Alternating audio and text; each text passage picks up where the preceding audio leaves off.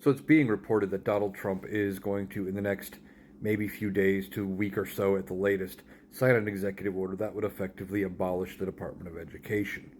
And how that is going to most likely be met with court challenges because the Department of Education was set up by an act of Congress. You can't just get rid of it by an executive order. That's not how that works.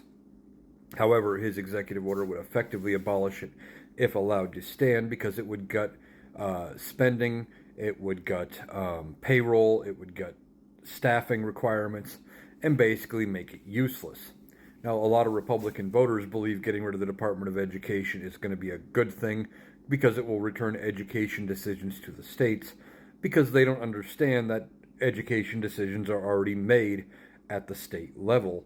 But they believe all of these sensational stories about students going to school at 8 a.m., one gender coming home at 3:30, a different gender, or there being litter boxes in schools or whatever. They can never point out any specific school where that is happening or know of a specific child that this has happened to, but they always seem to know somebody who can always say, well, I heard it happened at a school in some random city or state, but they can never give you the exact one.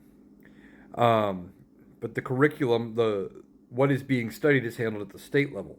What the Department of Education handles is things like student grants and loans for college, making sure that buildings are accessible to all students. For example, are they ADA compliant? Do they have ramps and elevators and things like that? Do they have interpreters if needed? For a deaf student who might need sign language or a translator. Do they have and then things like your IEPs and 504 plans, which are plans that help students who may have special needs access learning. They may need extra help, extra time taking tests, whatever the case may be. Those things are typically required by federal funding and also funded by the federal government.